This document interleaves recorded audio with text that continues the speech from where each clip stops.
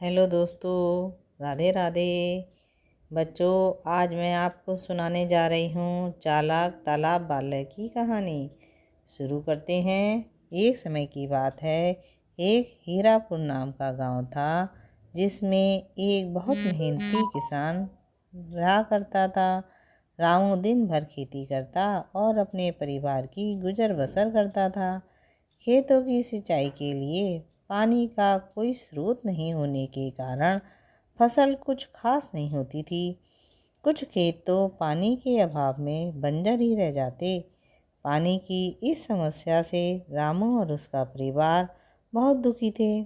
एक दिन रामू की पत्नी रामू से कहने लगती है, अगर इस तरह से चलता रहा तो फसल भी कम हो जाएगी और फसल के दाम भी कम मिलेंगे, जिससे हमारे बच्चे पढ़ लिख नहीं पाएंगे और ना ही हमारा जीवन यापन ठीक से हो पाएगा।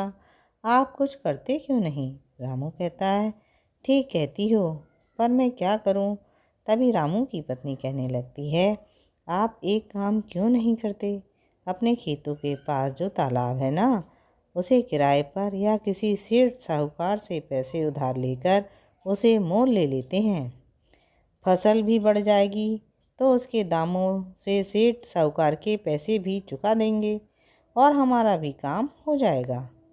रामू कहता है, तुम ठीक कह रही हो। अगले दिन रामू अपने खेतों की तरफ निकल जाता है और तालाब के पास जाता है। वहां पहुंचकर तालाब के मालिक से तालाब खरीदने की बात करने लगता है और साहूकार से उस तालाब को बेचने के लिए कहता है।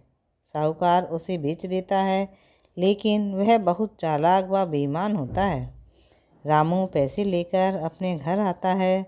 अगले दिन रामू पानी लेने तालाब की ओर जाता है। तभी वहाँ सेठ आ जाता है और कहने लगता है कि कहाँ जा रहे हो रामू? रामू कहता है, मैं तालाब से पानी लेने जा रहा हूँ। सेठ कहता है, देखो भाई रामू, मैंने तुम्हें तालाब बेचा है, पानी नहीं। तुम यहाँ से पानी नहीं ले जा सकते हो। रामू सेठ की बातें सुनकर वहाँ से चला जाता है। अगले दिन रामू मुखिया के पास जाता है। मुखिया को सारी बातें बताता है। तभी मुखिया सेठ को भी वहीं बुला लेता है और उससे भी पूरी बात सुनकर मुखिया सोचने लग जाता है। बुद्धि से काम करते हुए रामू से धीरे से कहता है, सुनो रामू, तुम अपना सारा पानी तालाब से निकाल लो। अगर तुम पानी तालाब से नहीं निकालते हो तो तुम्हें पानी को तालाब से रखने का मूल्य देना होगा। मुखिया की बात सुनकर सेठ समझ जाता है कि उसने जो कुछ रामू के साथ किया वह गलत है और उसकी इस हरकत की क्षमा मांगता है और वहाँ से चला जाता है। उसके बाद रामू मुखिया को धन्यवाद करता है और खुशी खुशी अपने घर चला जाता है। बच्चों, आपको मेरी कहानी कैसी लगी?